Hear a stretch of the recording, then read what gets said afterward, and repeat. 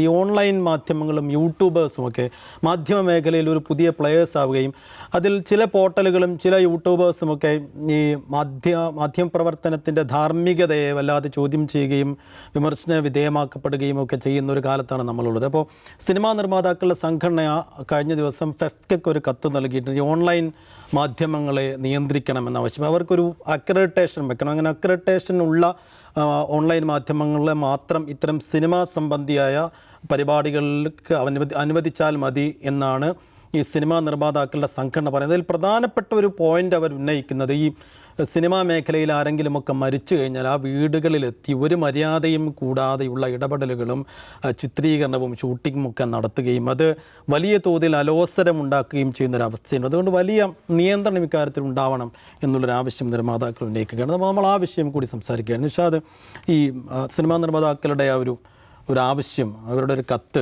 അവർ ഉന്നയിക്കുന്ന വിഷയങ്ങൾ കണ്ടപ്പോൾ എന്താണ് തോന്നിയത്? അല്ല, ഉറപ്പായിട്ടും പരിഗണിക്കപ്പെടേണ്ട ഒരു കാര്യമാണ്. അവരുന്നയിക്കുന്ന ഇഷ്യൂ ജെനുവിനാണ്. എന്ന് വെച്ചാൽ എന്താ പറയുന്നത്, സന്ദർഭോചിതമല്ലാത്ത ഇടപെടലുകൾ നടത്തുന്നത് സംഭവങ്ങൾ കൂടി വരുന്നത്. ഏറ്റവും അവസാനം നമ്മൾ കണ്ട സിദ്ദിഖിൻ്റെ മകൻ മരിച്ച സ്ഥലത്ത് ഈ ക്യാമറകളുമായിട്ട് വലിയ ആൾക്കൂട്ടം നിൽക്കുന്നു.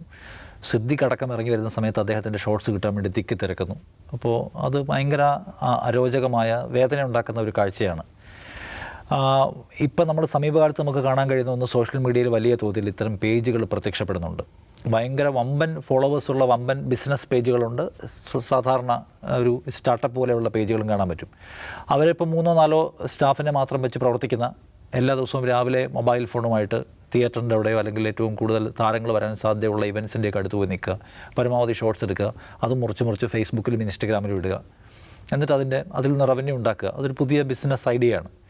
അപ്പോൾ അത് ചെയ്യുന്ന ആളുകൾ, ഇപ്പം നിർമ്മാതാക്കൾ ഇതിനെക്കുറിച്ച് പരാതി പറയുമ്പോഴേ, അതായത് വലിയ മീഡിയകളുണ്ട്, മീഡിയ എന്ന് വിളിച്ചാൽ വമ്പൻ ഫോളോവേഴ്സുള്ള, പ്രൊമോഷനൊക്കെ ചെയ്യുന്ന, അതായത് ഈ നിർമ്മാതാക്കളുമായി സഹകരിച്ച് പ്രൊമോഷൻ ചെയ്യുന്ന മീഡിയകളുണ്ട്. അപ്പം നിർമ്മാതാക്കളുടെ തന്നെ മീഡിയ ഉണ്ട്, അവരുടെ ബിനാമി പേരിലുള്ള സംഗതികൾ പോലെയുണ്ട് നമുക്ക് അറിയാവുന്നത്. അപ്പോൾ ഇപ്പം നിങ്ങൾ സിനിമ കാണുമ്പോൾ ആദ്യം ടൈറ്റിൽ കാണിക്കുമ്പോൾ, പണ്ടൊക്കെ ഈ നാനാ വെള്ളി നക്ഷത്രമൊക്കെ എഴുതി കാണിച്ചിരുന്നു. പിന്നെ കുറച്ച് കഴിഞ്ഞപ്പോൾ പത്രങ്ങൾക്ക്, പിന്നെ TV സാറ്റലൈറ്റ് ചാനലുകൾക്കൊക്കെ നന്ദിയായിരുന്നെങ്കിൽ ഇപ്പോൾ പിന്നെ കാണിക്കുന്നത് മുഴുവൻ ഈ ഓൺലൈൻ പേജുകളോ അതിൻ്റെ ലോഗുകൾക്കുമാണ് ആദ്യം നന്ദി കാണിക്കുക. എത്ര ഓൺലൈൻ പേജുകളുണ്ടാവും. അത് കഴിഞ്ഞിട്ടാണ് ബെന്നാർക്കെങ്കിലും നന്ദി ഉണ്ടെങ്കിൽ തന്നെ വരിക. അപ്പോൾ ഇവർ തന്നെയും പ്രൊമോഷന് വേണ്ടി ഏറ്റവും അധികം ഉപയോഗിക്കുന്നത് ഇവരെയാണ്. ഒന്ന്, ഈ മീമുകൾ ഉണ്ടാക്കി പ്രചരിപ്പിക്കുക. 2, ഇവരുടെ ഇൻ്റർവ്യൂകൾ എടുക്കുക. അവർ തന്നെ ഇപ്പം പ്രധാനപ്പെട്ട ചാനലുകൾക്കൊക്കെ കൊടുക്കുന്നതിനേക്കാളും കൂടുതൽ പ്രിഫറൻസ് കൊടുക്കുന്ന ഇത്തരം പേജുകൾക്ക് ഇൻ്റർവ്യൂ കൊടുക്കുക. അതിനകത്ത് ഒരുപാട് കട്ട്സ് വരും, ഒരുപാട് സംഗതികൾ വരും. പിന്നെ ഇപ്പോൾ അത് വൈറലാക്കാൻ വേണ്ടി പലതരം തന്ത്രങ്ങൾ പ്രയോഗിക്കുക. സ്റ്റേജ് ചെയ്ത സംഗതികൾ കൊണ്ട് ഇൻ്റർവ്യൂകൾ ഉണ്ടാക്കി അത് വൈറലാക്കുക. അങ്ങനെ ഇത്തരം പേജുകളുടെ കൂടി അധാർമികമെന്ന് വേണമെങ്കിൽ വിളിക്കാവുന്ന വരയ്ക്കപ്പുറം പോയിട്ടുള്ള സമീപനങ്ങളെടുത്ത് സിനിമാ പ്രൊമോഷൻ നടത്തുന്ന ഒരു കാലവും കൂടിയാണ്. നിർമ്മാതാക്കൾ ആലോചിക്കേണ്ട ഒരു കാര്യം അതുകൂടിയാണ്. അതർവൈസ് ഇത് വളരെ ന്യായമായിട്ടുള്ള ഒരു സംഗതിയാണ്. ആളുകളുടെ വികാരത്തെയും അവരുടെ സ്വകാര്യതയും, ഇപ്പോൾ മരിച്ച വീട്ടിൽ പോയി ഈ മൊബൈൽ ഫോൺ വെക്കുന്നു എന്നതുപോലെ തന്നെയാണ് ആളുകളുടെ സ്വകാര്യതയും ആളുകളുടെ അന്തസ്സിനെയും മാനിക്കാതെ വീഡിയോ ഷൂട്ട് ചെയ്യുക, പ്രത്യേക പൊസിഷനിൽ ഷൂട്ട് ചെയ്യുക, അത് ഷൂട്ട് ചെയ്തിട്ട് അത് കട്ട് ചെയ്ത് അത് മാത്രം അപ്പ് ചെയ്യുക, ചില പ്രത്യേക തംബ്നെയിലുകൾ കൊടുക്കുക. അങ്ങനെ ആളുകളെ, അവരുടെ അന്തസ്സിനെയും അവരുടെ എന്താ പറയുക അഭിമാനത്തെയൊക്കെ തകർക്കും വിധത്തിലുള്ള മാധ്യമങ്ങൾ എന്ന് വിളിക്കാവുന്ന പേജുകളുണ്ട്.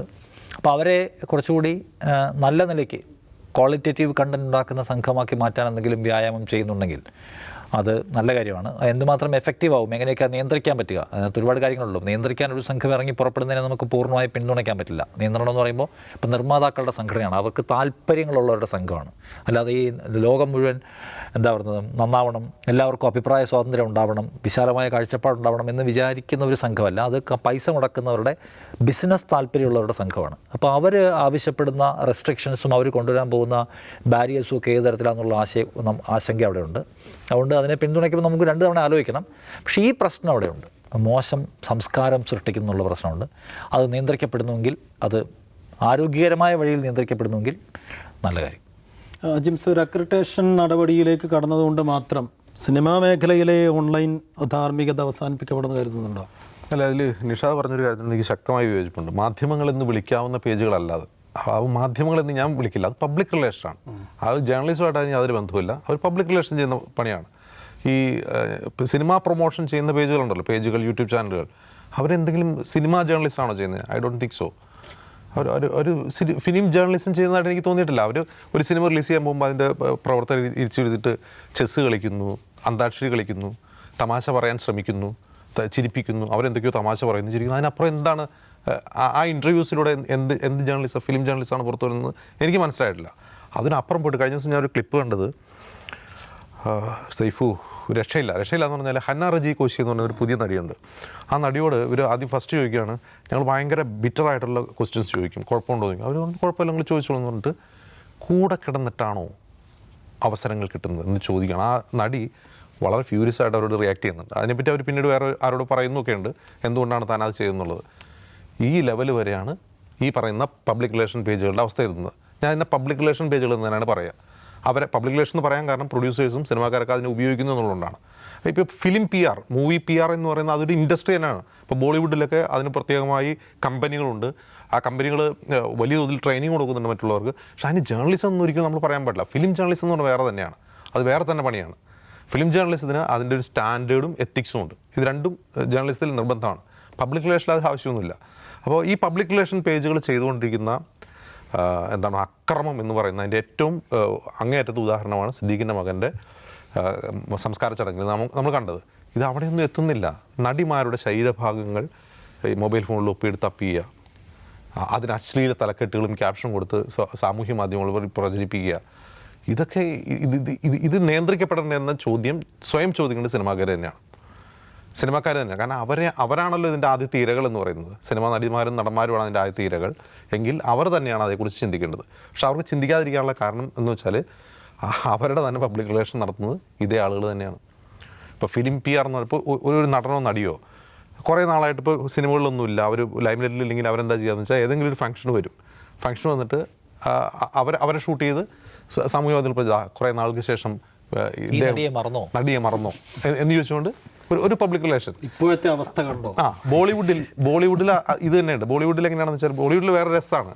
അതായത് Janhvi Kapoor caught on camera എന്ന് പറഞ്ഞിട്ട് ചില സാധനങ്ങൾ വരാണ്ടല്ലോ, അത് ചിലപ്പോൾ ജാൻവി കപൂറിന് ചെയ്യിപ്പിക്കുന്നതായിരിക്കും. അവർ തന്നെ ലീക്കാകുന്ന ചില വീഡിയോസ് ആയിരിക്കും.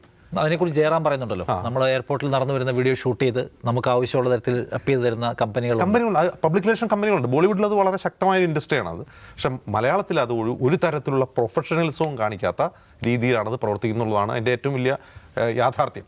പക്ഷേ ഇതിൻ്റെ ഒരു ഞാൻ ഇപ്പോൾ ഹന്ന റജി കോശിയുടെ ഒരു ഉദാഹരണം പറഞ്ഞു. ഇത് എങ്ങോട്ടാണ് പോവുക ഇനി അതെങ്ങോട്ടായിരിക്കും പോവുക എന്നുള്ളതാണ് എൻ്റെ ക്വസ്റ്റ്യൻ. അത് നിയന്ത്രിക്കപ്പെടേണ്ടത് തന്നെയാണ്. കാരണം അത് പബ്ലിക് റിലേഷൻ വർക്കാണെങ്കിൽ പോലും ഒരു സാമൂഹിക ശല്യം, സോഷ്യൽ ന്യൂസൻസായി മാറുമ്പോൾ അത് നിയന്ത്രിക്കപ്പെടേണ്ടതാണ്. അത് ആ ചിന്ത ആദ്യം ഉണ്ടാവേണ്ടത് സിനിമാക്കാർക്കാണ്. മാധ്യമങ്ങളെന്ന പരാമർശം ഈ പാനൽ ഉപാധികളില്ലാതെ പിൻവലിച്ചിരിക്കുന്നു. അപ്പോൾ ഫിലിം രംഗത്തെ ഇത്തരം പേജുകൾ ഈ ഫിലിം മേഖലയിലെ തന്നെ ആളുകളുമായി നേരിട്ടോ അല്ലാതെയൊക്കെ ബന്ധമുള്ളതായതുകൊണ്ട് തന്നെ എങ്ങനെ ഇക്കാര്യത്തിൽ ഒരു നിയന്ത്രണം കൊണ്ടുവരും എന്നുള്ളത് കാത്തിരുന്ന് കാണേണ്ട സംഗതി തന്നെയാണ്. ഔട്ട് ഓഫ് ഫോക്കസ് അവസാനിക്കുന്നു. നാളെ വീണ്ടും ഇരിക്കാം. നമസ്കാരം.